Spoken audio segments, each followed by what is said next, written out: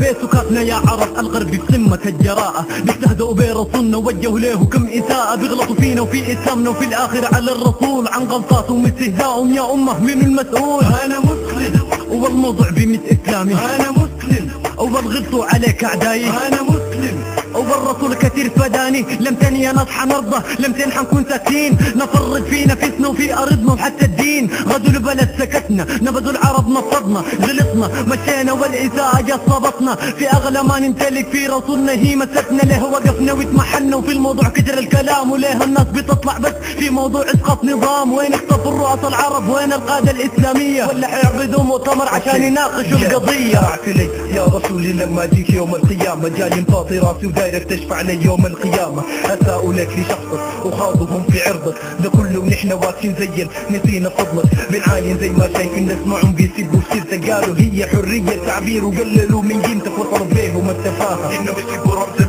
نبينا محمد الصادق والكاشف لظلام الأمة، بس العيب ما عليهم كل العيب واقع علينا. لما تشوف الأمة بتسجد للقروش معنا ابتدينا في تقديس الكفار بالمحرمات، نحن ارتوينا واختفينا من تاريخنا وباختصار نحن انتهينا. عبادة المصالح بقت هي الهم الأكبر، دخلنا في دوامة من الكذب مجهولة المصدر. ضعفنا خلت الجود تتكلم في أطهر بشر، الأنجاز يتكلموا في نبينا وهم أقدر بشر. رضينا كل حاجة بس ما بنرضى في رسول الله، ما نرضى أي حاجة إلا وكل حاجة عندي تكون إلا رسول الله. لا إله إلا الله محمد رسول الله. رضينا كل حاجة بس ما بنرضى في رسول الله، ما نرضى أي حاجة إلا وكل حاجة عندي تكون إلا رسول الله. لا إله إلا الله محمد رسول الله.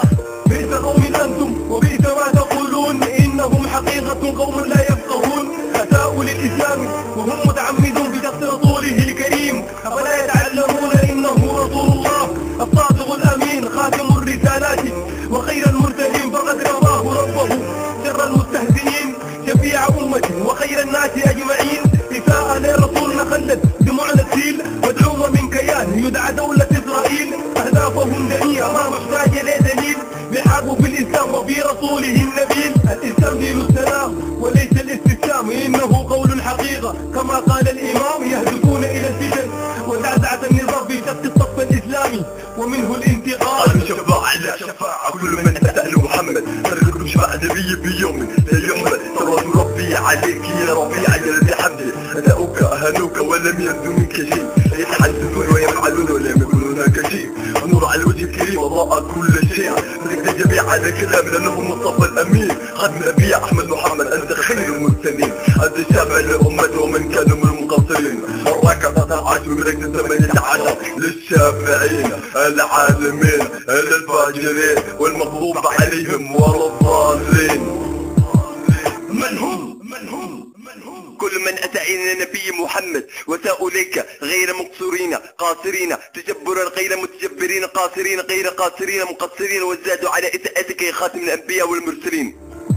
وضعت يدي على كتاب الله، أقسم أن أمتي لم تسكت على ذات نبي.